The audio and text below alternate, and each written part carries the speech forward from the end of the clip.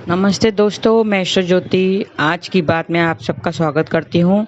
आइए आज की बात कर लेते हैं। आज शनिवार का दिन है, अच्छा दिन है। शनि मंदिर जाइए, शनि का मंत्र जाप कीजिए। शनि का मंत्र है ओम प्राम प्रीम प्रौम स शनिश्चराय नमः।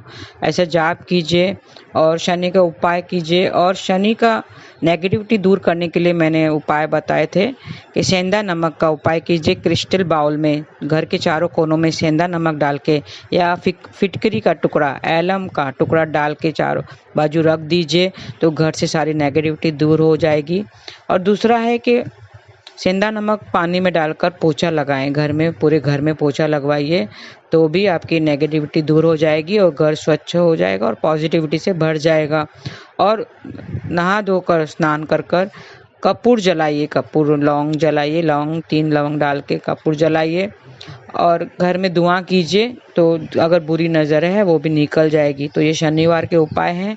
फिर शनि मंदिर जाइए, शनि की पूजा आराधना करें, तो आपके सब दुख दूर हो जाएंगे। और आज की खास बात है कि शनि वक्री हो रहा है। 10:55 पर रात को शनि वक्री हो जाएगा कुंभ राशि में। 17 जनवरी को वो कुंभ राशि में गोचर किया था, प्रवेश किया था, और आज वक्री हो रहा है। वक्री मतलब क्या? वक्री मतलब रेट्रोग्रेड। रेट्रोग्रेड मतलब क्या? उल्टी चाल चलना। क्या ग्रह सच्ची में उल्टी चाल चलते हैं? नहीं, उल्टी चाल नहीं चलते हैं। जैसे आपने देखा होगा कि 2 रेलगाड़ियां हैं, एक रेलगाड़ी चल रही है और पास से एक फास्ट रेलगाड़ी निकल जाती है, तेज़ी से आके पास से निकल जाती है। तो अगर वहाँ से देखें तो पहली वाली जो रेलगाड़ी है वो पीछे जाती हुई नज़र आती है, आभास होता है कि वो पीछे जा रही है। उसी तरह ग्रहों की स्थिति है। अभी एक ग्रह है जो स्लो प्लैनेट है, स्लो मूविंग प्लैनेट है, धीमी गति से चलता है। 2.5 साल एक घर में एक राशि में लगाता है। 2.5 साल तक वो एक ही राशि में रहता है, गोचर करता है। तो वह उसके पास से जब धरती तेज गति से अगर निकलती है तो वो लगता है कि वो वक्री चाल चल रहा है। ऐसे भाव होता है ऐसा कि वो वक्री चाल चल रहा है। तो वक्री हो गया है अभी, और उसका राशियों पे बहुत असर पड़ता है वक्री होना, शनि का वक्री होना, क्योंकि शनि न्याय के देवता कहलाते हैं।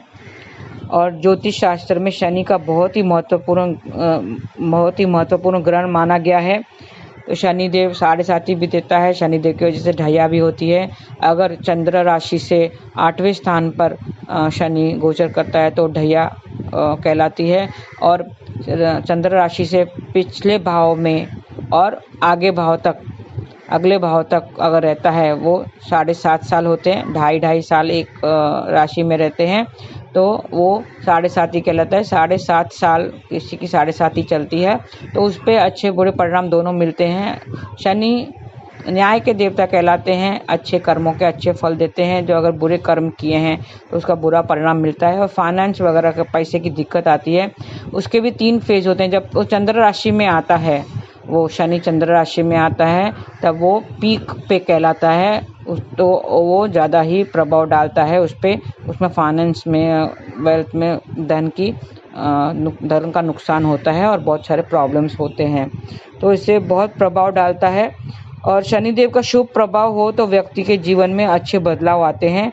शनि को कर्म फलदाता भी कहा जाता है, जो हर व्यक्ति को अपने कर्मों के अनुसार शुभ अशुभ फल देता है। वो 17 जून को कुंभ राशि में वक्री होने वाले हैं, जो कि 4 नवंबर तक वहीं गोचर करेंगे, कुंभ राशि में ही रहेंगे, फिर मार्गी हो जाएंगे। शनि की वक्र दृष्टि अच्छी नहीं मानी जाती है। शनि की उल्टी चाल से कुछ राशियों में लोगों को अशुभ परिणाम मिल सकते हैं। इन राशि वालों पर दुख का पहाड़ टूट पड़ सकता है। और कोई राशियों में वो सुख भी दे रहे हैं, अच्छे प्रभाव, धन योग और शश योग बना रहे हैं। मिथुन राशि जो 9वें भाव में जिसका वक्री गोचर होगा, सिंह राशि जो 7वें भाव में होगा, और मकर राशि जो 2 भाव में वक्री होगा। तो इन राशियों को धन योग और शश योग कहलाते हैं, उसको धन का लाभ होगा। लेकिन कोई राशियों में बुरा परिणाम डालेंगे और वक्री चाल से इन लोगों पर परेशानियां बढ़ सकती हैं। कौन से लोगों को बढ़ सकती है? कर्क राशि वालों को। शनि की उल्टी चाल से उनकी मुश्किलें बढ़ जाएंगी और उनके सेहत पर भी असर पड़ेगा। इस वक्री से आर्थिक स्थिति भी बिगड़ सकती है, खर्चे भी बढ़ सकते हैं, उलझनों का सामना पड़ सकता है। सिंह राशि के लोग के लिए निराशा मिलने वाली है। मन से नौकरी में मन नहीं लगेगा, जिसकी वजह से परेशानियां बढ़ सकती है। आपका मन भटकाव होगा, मानसिक रूप से आप परेशान रहेंगे, क्योंकि मन भटक जाता है तो मानसिक रूप से परेशानी आती है। और कोई भी फैसला सोच समझकर नहीं लिया जाएगा, तो आप सोच समझकर फैसला लेना चाहिए, क्योंकि व्यवसाय में आपको हानि उठानी पड़ सकती है। वृश्चिक राशि के लिए लोगों को 6 महीने तक बहुत संभाल कर चलने की जरूरत है। शनि की वक्री अवस्था आपके लिए अच्छी नहीं है। पारिवारिक मामलों के साथ कैरियर और आर्थिक मामलों में भी परेशानी उठानी पड़ सकती है। कारोबार में भी काफ़ी नुकसान उठाना पड़ सकता है। रिश्ते भी टूट सकते हैं। मीन राशि, शनि की वक्री चाल आपको मानसिक और आर्थिक कष्ट दे सकती है। आपके व्यवहार में कटुता आ सकती है। पारिवारिक जीवन के साथ साथ कार्य क्षेत्र में भी परेशानी हो सकती है। जीवन साथी के साथ भी कहासुनी हो सकती है और रिश्ते खराब हो सकते हैं। आपकी सेहत भी बिगड़ सकती है, इसके लिए इस दौरान सावधानी बरतें। तो इन राशि वालों को, मीन, वृश्चिक, सिंह राशि, कर्क राशि वालों को खास करके सावधानी बरतनी होगी। उनको मानसिक और आर्थिक दोनों स्थिति में प्रॉब्लम आ सकता है, परेशानियां झेलनी पड़ सकती है। तो ध्यान दें, क्योंकि वो न्याय के देवता हैं और वक्री चाल अगर खराब भाव में बैठे हैं, छठे 8वें भाव में बैठे हुए हैं, तो चौथे भाव में भी वो नुकसान पहुंचाते हैं। तो अगर वो बुरे भाव में आ रहे हैं, वक्री हो रहे हैं, तो जरा सावधानी बरतें और कुछ भी कार्य सोच समझकर करें, धैर्य से करें, धीरज से करें, सब्र से करना चाहिए और जल्दबाजी ना करें। किसी भी निर्णय ध्यान से लीजिए, क्योंकि स्लो आप धीरे से आप काम कीजिए, संभल के काम कीजिए। धीरे मतलब संभल के काम कीजिए, तो आपका जो है बुरे परिणामों से बच सकेंगे। और उपाय शनि के उपाय हैं उड़द की दाल, काली उड़द की दाल आप दान कीजिए। छाता वगैरह आप दान कर सकते हैं, काली चीज़ों का दान कीजिए। तो ऐसा करने से आप बच सकते हैं और अपना दान पुण्य करते रहिए और मंदिर में जाते रहिए शनिदेव को। और बादाम हो सके तो बादाम, नारियल या बादाम बहते पानी में प्रवाहित कीजिए। और कर्क राशि वालों के लिए खास करके उड़द की दाल का दान करना है, काली चीज़ों का दान करना है। तो आप शनि के उपाय कीजिए, क्योंकि 7.5 भी किसी की हो सकती है, धैर्य भी आ सकती है। तो उस समय में, उस दौरान आपको बहुत परेशानियां झेलनी पड़ सकती है। तो उपाय कीजिए और घर में जो भी लोखंड का सामान है, पानी वाला या लकड़ी, पानी में जो लकड़ी भीग गई है वो घर से बाहर निकाल दें। छत पर, अपने घर के छत पर कोई भी लोखंड का फालतू सामान नहीं बाहर निकाल दें। कबाड़ अगर जमा है वो सब बाहर निकाल दें, क्योंकि उससे भी शनि देवता नाराज हो सकते हैं। और मजदूर लोग हैं, लेबर लोग हैं, उनकी सहायता कीजिए, उनको भोजन खिलाइए और कुछ दान पुण्य कीजिए। तो ऐसा करने से आपके जो भी बुरे परिणाम से आप बच सकेंगे। आइए कृष्ण कथा की ओर बढ़ते हैं। कल मैंने बात की थी सुख दुख की, जो टॉपिक अधूरा रह गया था वो आज पूरा कर लेते हैं। सुख और दुख इंद्रियों से उत्पन्न होता है, ये कल मैंने बताया था। कि जैसे कि कान है, हमारी इंद्रियां कौन सी हैं? 5 ज्ञान इंद्रियां हैं। आँख, कान, नाक, जिह्वा, जीभ, जुबान जिसे कहते हैं, और त्वचा। इन सब से हमें ज्ञान मिलता है, ये ज्ञान इंद्रिया कहलाती है। और उनसे ही वो ज्ञान, जब जानकारी उनको मिलती है, तभी सुख या दुख का आभास हमें होता है। कैसे? मैंने एग्जाम्पल बताया था, कान पर जब बात पहुंचती है तभी हमें ज्ञान होता है, उससे पहले ज्ञान नहीं होता है। हमें सुख दुख का आभास भी उसी वक्त होता है। जैसे मेरे पापा को हॉस्पिटल ले जाया गया 9 बजे, वो उसको हॉस्पिटल सुबह के 9 बजे उसको हॉस्पिटल ले जाया गया।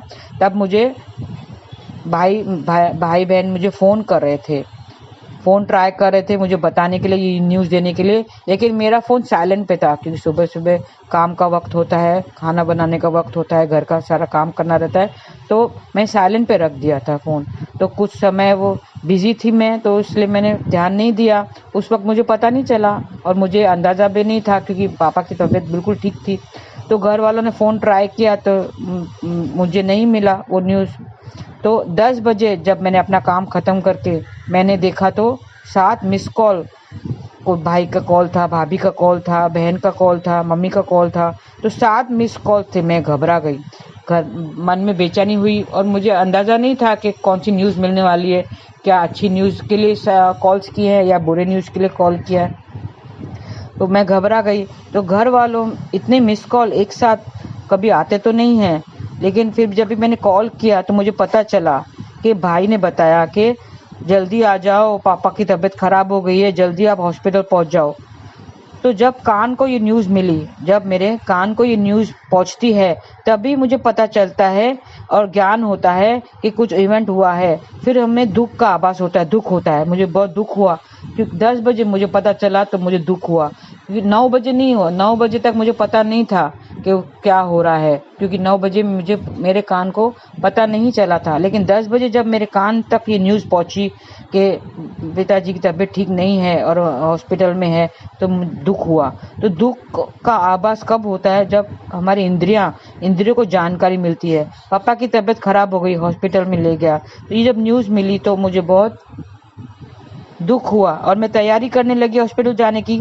इतने में आधे घंटे में फिर एक फ़ोन आया, एक कॉल आया कि उनकी डेथ हो गई। तो इतने में डेथ हो गई, तो डेथ की न्यूज़ भी आधे घंटे में हो गई। तो इस तरह से आपने देखा कि जब हमारे कान तक, हॉस्पिटल तो उसको 9 बजे ले गए थे, लेकिन तब मुझे पता नहीं था, क्योंकि आभास भी नहीं था कि कुछ होने वाला है, कि कुछ पता नहीं था। लेकिन जब 10 बजे मेरे कान तक की खबर पहुंची, तभी मुझे पता चला कि कुछ नुकसान हुआ है और पापा की डेथ हो गई है। तो आपने ध्यान दिया कि हमें फ़ोन साइलेंट पे नहीं रखना चाहिए। फ़ोन साइलेंट पे रखने से हमें न्यूज़ हमारे कान तक नहीं पहुंचती है और हमें जो भी न्यूज़ है वो हमारे तक नहीं पहुंच सकती है। तो हमें कभी भी अपना फ़ोन साइलेंट पर नहीं रखना चाहिए। क्या पता किसको किस वक्त किस चीज़ की ज़रूरत पड़ जाए, तो हो सके तो फ़ोन साइलेंट पे नहीं रखना चाहिए। और कोई लोग तो ऐसे होते हैं कि नंबर देखकर फ़ोन उठाते ही नहीं हैं, किसका नंबर है, अरे छोड़ो ना, कौन उठाता है। खासकर लेडीज़ को ये आदत होती है कि वो देखकर भी फ़ोन नहीं उठाते हैं। एक क्या इसने फ़ोन किया है, अभी फिर मच करेगी, फिर बड़बड़ करेगी, कौन उठाता है फ़ोन। क्या पता वो कौन सी न्यूज़ दे रहे हैं, सामने वाला कौन सा न्यूज़ दे रहा है। अच्छी न्यूज़ भी तो हो सकती है, कोई अच्छी बात ही तो हो सकती है। ज़रूरी नहीं है कि कोई बुरी बात ही हो या आप टाइम पास करने के लिए फ़ोन किया हो। कोई अच्छी या कोई बुरी न्यूज़ भी हो सकती है। तो मैंने तुरंत माला उठाई और जपने लगी, क्योंकि मुझे पता था कि आत्मा का भला माला या नाम जाप से ही होता है। तो माला जपने लगी। थोड़ा सा भजन जरूर करना चाहिए, एक माला तो जरूर जाप करना चाहिए, कम से कम एक माला करने से इतना तो हमें पता है कि जीव को नर्क जाने से बच सकता है। अगर एक माला ही कर लिया कम से कम, तो जीव नर्क जाने से बच सकता है। कोई बड़ी बात नहीं है एक माला जरूर करना चाहिए। हमारे जीवन काल में दुख तो निकल ही जाएगा। ऐसे श्री कृष्ण ने हमें गीता में बताया है कि दुख ज़्यादा टाइम तक नहीं रहता है, तो हमें उस पर विश्वास करना चाहिए और दुख भी चला जाएगा। जैसे सुख आके चला गया, वैसे दुख भी ज़्यादा देर तक नहीं रहता है। सिर्फ भक्ति से ही हमें सुख मिल सकता है। लोग धन, पैसे, सुंदरता, ऐश्वर्य में सुख ढूंढते हैं, लेकिन उन सब में सुंदरता में सुख नहीं है, ऐश्वर्य में सुख नहीं है, धन से भी आपको सुख नहीं मिलेगा। सुख कहाँ पे मिलता है? सुख भक्ति में है। मन लगाना चाहिए, हमें भक्ति में मन लगाना चाहिए। खराब चीज़ों में तो हमारा मन जल्दी लग जाता है, ध्यान जल्दी करते हैं और अच्छी चीज़ों में हमारे आसानी से मन नहीं लगता है, और अच्छी चीज़ों में आसानी से मन नहीं लगता है। तो हमें मन लगाना चाहिए। जैसे बेटे को अगर फ़ोन दे दिया तो हमें बोलना नहीं पड़ता है कि बेटा फ़ोन में मन लगाओ, उसका फ़ोन मिलते ही उसका मन उसमें, ध्यान उसमें चला जाएगा। लेकिन जब पढ़ाई के लिए बोलो तो हमें पढ़ाई के लिए बोलना पड़ता है कि बेटा पढ़ाई में मन लगाओ, ये बोलना पड़ता है, क्योंकि उसको पता नहीं है कि पढ़ाई में उसकी भलाई है, फ़ोन में नहीं है। तो जिसमें जो भलाई होती है उसके लिए हमें बोलना पड़ता है। उसी तरह भक्ति में भी हमारी भलाई छुपी हुई है। हमें ज्ञान नहीं है, इसके लिए हमें भक्ति में मन लगाना चाहिए। मन अच्छी चीज़ों में नहीं जल्दी लगता है, बुरी चीज़ों में जल्दी लग जाता है। और ईश्वर से प्रेम करना चाहिए, इस भक्ति करना चाहिए, नाम जाप करना चाहिए। हरे कृष्णा कृष्ण कृष्ण हरे हरे, हरे राम राम राम हरे हरे। कहा है कि नफरत किसी से ना करो, नफरत किसी से ना करो, लेकिन प्रेम करना है तो सिर्फ मेरे ईश्वर से करो। ऐसे कृष्ण ने कहा है कि नफरत किसी से नहीं करना चाहिए, और अगर प्रेम करना चाहिए तो सिर्फ ईश्वर से करना चाहिए। तो सुख में अगर ईश्वर को याद रखेंगे, सुख में अगर ईश्वर को साथ रखेंगे, उनको याद करेंगे, उनका नाम जप करेंगे, तो दुख आएगा ही नहीं।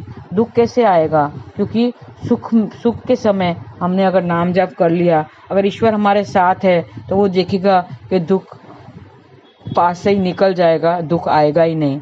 तो हमें सुख में भी चाहे दुख में भी हमें ईश्वर को स्मरण करना चाहिए, ईश्वर का नाम जप करना चाहिए, ईश्वर को निकट रखना चाहिए।